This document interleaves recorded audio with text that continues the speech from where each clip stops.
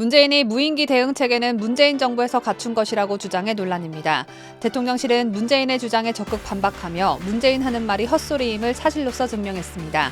그럼에도 불구하고 문재인의 허언증은 더 심해지면 심해졌지 고쳐지진 않을 전망입니다. 정진석 국민의힘 비상대책위원장이 방송사의 진짜 보수 패널만 출연시켜달라는 공문을 보낸 것을 두고 김무성 보좌관 출신인 장성철 공감과 논쟁 정책센터 소장이 법적 조치하겠다고 밝혔습니다. 정진석 위원장이 장성철 소장 이름을 콕 집어서 거론한 것도 아닌데 장성철은 왜 이렇게 길이길이 날뛰고 있는 것일까요? 뭔가 찔리는 구석이라도 있는 것인지 잠시 후 분석해봅니다. 저는 10초 후에 돌아오겠습니다.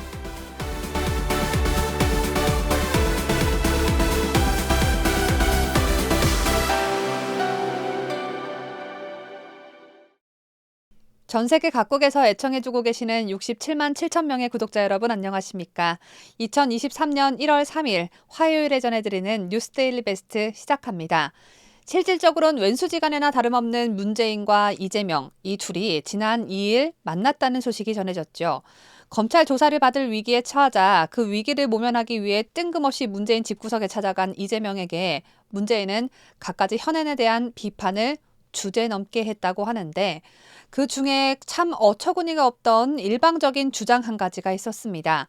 최근 북한 무인기 침투 사건과 관련해 문재인은 지난 정부에서 무인기에 대응할 수 있는 시스템을 갖췄다는 취지로 말했던 것으로 전해졌습니다. 문재인 지가 청와대에서 살던 시절 그때 당시에 무인기 대응 시스템을 마련해 놓은 것이다. 그 전까지만 해도 대응 체계는 갖춰지지 않았다라는 주장입니다. 당시 문재인과 함께 있었던 놈들 중 한 명은 언론 인터뷰에서 문 전 대통령은 무인기 대응과 관련해 레이더도 도입하고 상당한 준비를 진행했었다고 했다고 말했습니다. 다른 관계자도 문 전 대통령이 북한 무인기 대응을 위해 국지형 방공 레이더를 설치했다고 말했다며 드론의 경우 20년 전부터 군에서 대응해와 지금도 상당한 전력을 보유하고 있다고 했다고 전했습니다. 이태원 압사 사고 사망자 분향소에서 파이팅을 외쳐 유명 인사가 된 서영교 더불어민주당 최고위원 또한 라디오에서 문 전 대통령은 드론 무인기에 서울 상공이 뻥 뚫린 점을 걱정하셨다며 탄탄한 평화가 필요하다고 이야기했다고 말했습니다. 얘네들은 문재인이 하는 말이면 다 진짜인 줄 아는가 봅니다. 팩트체크하는 걸 귀찮게 여기는 인간들인 줄은 진즉에 알고 있었지만 다른 사람도 아니고 입만 열면 거짓말인 작자가 하는 말인데 그걸 또 고지고대로 듣고 전달까지 하다니 참 한심하기 짝이 없습니다.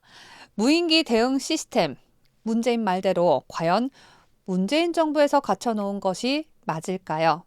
군 당국은 문재인 정부 이전부터 추진해온 것이라고 즉각 반박했습니다. 군 당국은 3일 문재인의 터무니없는 주장이 일부 매체를 통해 확산하자 입장문을 내고 우리 군은 안보 상황 및 위협 변화를 고려하여 전력 증강 계획을 수립하고 있다면서 소형 무인기 대응 전력도 전력 증강 계획에 따라 순차적으로 확보 중이다라고 했습니다. 그러면서 2010년대 초반부터 관련 체계에 대한 소요 결정 및 도입이 됐다라며 특정 시기에만 진행되는 것은 아니다라고 했습니다. 군에 따르면 지난달 북한 무인기 침범 당시 이를 가장 먼저 포착한 국지방공 레이더는 노무현 정부 시기 소유가 신규로 결정됐고 그 다음 이명박 정부 때 중기 소유로 전환됐습니다. 이후 체계 개발 과정을 거쳐 2020년부터 양산 및 배치가 진행되고 있습니다. 문재인 정부가 아닌 그 전 정부들이 이미 시스템화 해놓은 것이죠. 그런데 이보다 더욱 중요한 사실 한 가지가 있습니다.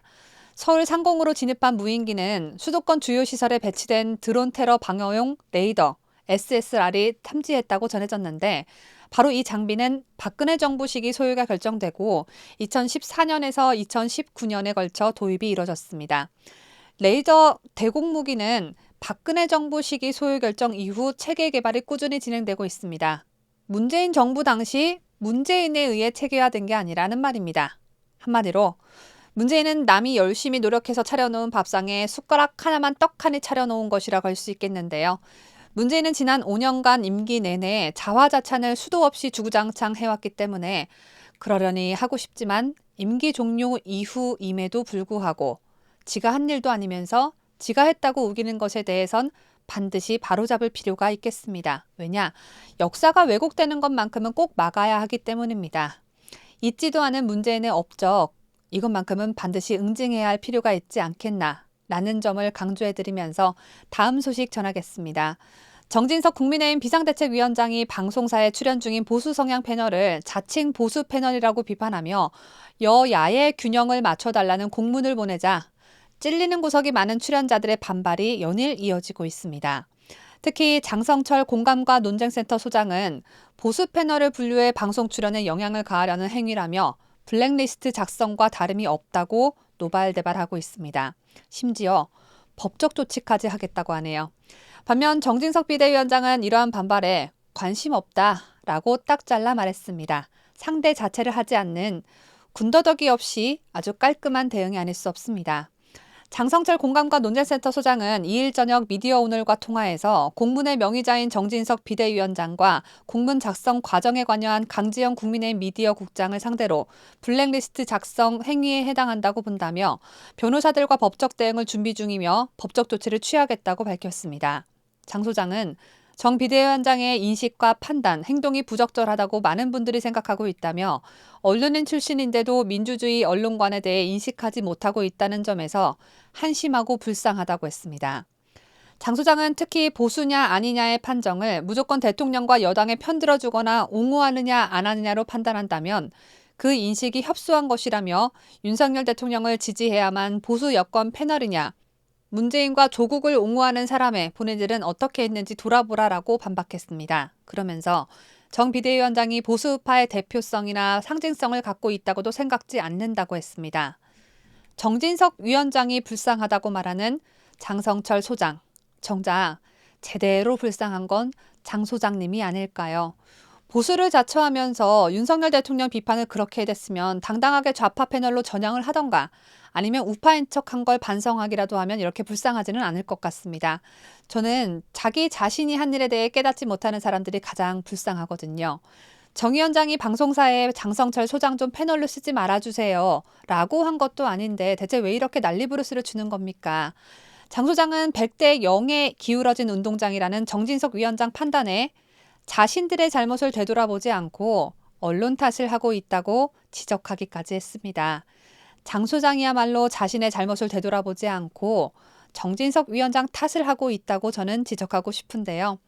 일례로 국민의힘이 전당대회 룰을 당원 100%로 확정한 것에 대해 윤석열 대통령의 발언이 크게 영향을 끼쳤다는 분석이 나온다는 질문에 장성철 소장은 전두환이 노태우를 지명한 것과 같은 일이라고 평했습니다.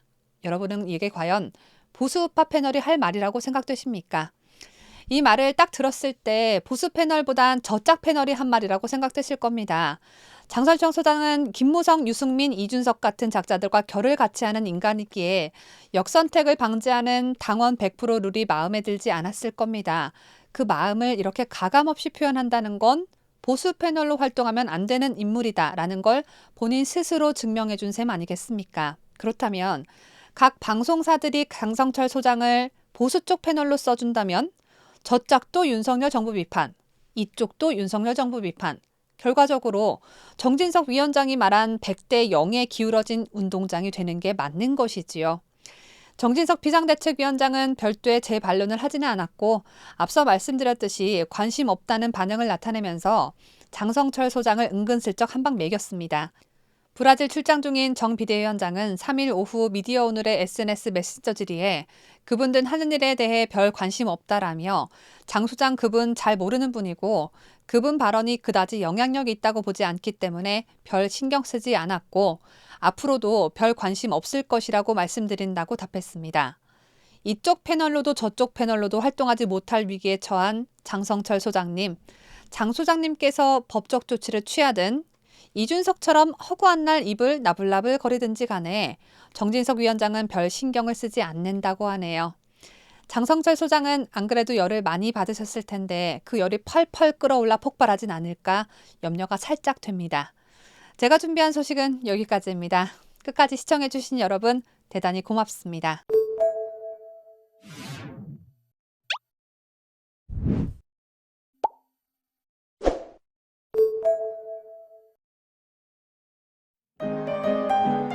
뉴스데일리 베스트는 구독자 여러분의 소중한 구독료를 운영합니다. 여러분의 자발적 구독료 참여를 기다립니다.